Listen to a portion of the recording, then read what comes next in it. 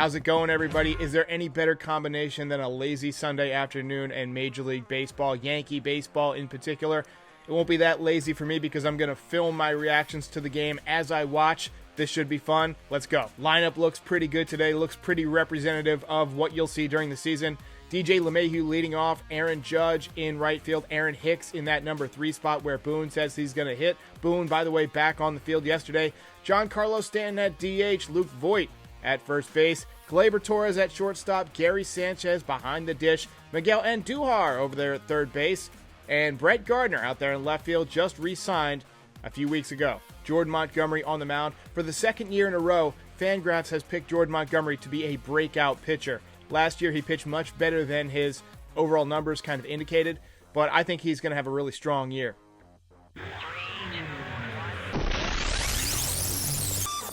He's off the bat that he usually gave up in terms of contact, and his FIP, his fielder independent pitching, was around 3.7. Some of the things that were in your scouting report following his first outing of the spring is LeMahieu had that played perfectly. 5. And Didi with a weak wave at a nasty off-speed delivery from Montgomery. 2 down. Struck out. He hits that off the inside of the bat. Right to Torres. Pitchers are starting to get up, past the 50 pitch mark and closer to 75.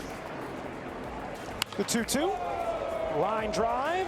Backhanded by LeMahieu. The off-balance. Taking him under their wing.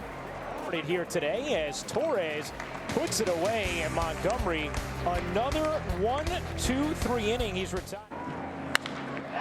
Gardner hammers that high and deep to right field, and goodbye. A grand slam from Brett Gardner.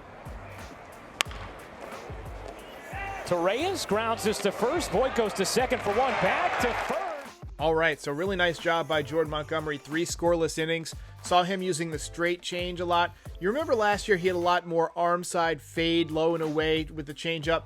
This year it looks like he's trying to make it a little bit more straight, keep it looking like a fastball a little bit longer. But coming in there at 80, 81, you saw a lot of swings and misses and a lot of swings with soft contact. You saw Bryce Harper get jammed, hit a slow ground ball to second base. Saw that little duck snort up the middle that DJ LeMahieu made a nice play on. There was a short little chopper towards third base that Miguel Andujar made a nice play on. So really soft contact induced by Jordan Montgomery, and that's the name of the game for him. He just wants to keep guys off balance. He's not out there to strike out 10 guys. He wants to have efficient innings and pitch deep into the ball game by getting easy ground balls. Good sign from Giancarlo Stanton in this game. He ripped one down the left field line in the first inning, 109 miles an hour off the bat. Not many people hit the ball as hard as Giancarlo Stanton. In fact, I think he hits the ball harder than just about anybody when he really gets a hold of it. Giancarlo just hit another double. Absolutely raked. We saw opposite field singles from Gary Sanchez and Miguel Andujar. To me, Gary Sanchez hitting a base hit to the right side is more exciting than when he hits one 450 feet over the batter's eye, because that means he's changing his approach a little bit. He's taking what the pitcher is giving him, and he's not trying to hit a home run. He's trying to use the whole field. He's trying to just put something in play, make something happen. That leads to another hit from Andujar. He's a guy who always uses the whole field, so I'm not worried about him. But then what happens? Brett Gardner gets a hold of a hanging breaking ball, down and into a lefty with the bases loaded. Not a smart pitch from Zach Wheeler. And Brett Gardner just drops the bat head on it for a grand slam. Nice way to start the day. Puts the Yankees on the board 4-0. Johnny Lasagna. Jonathan Loaizaga had a really good, really crisp inning. 98 with the fastball. I see a lot of comments of people who really don't like when he pitches. To me, he's one of those guys in the bullpen that can really make a difference.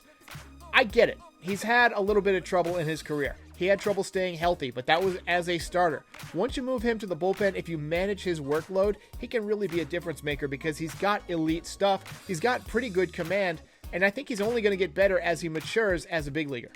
Lucas Luetke has 111 career games in the majors, but I'm not going to lie.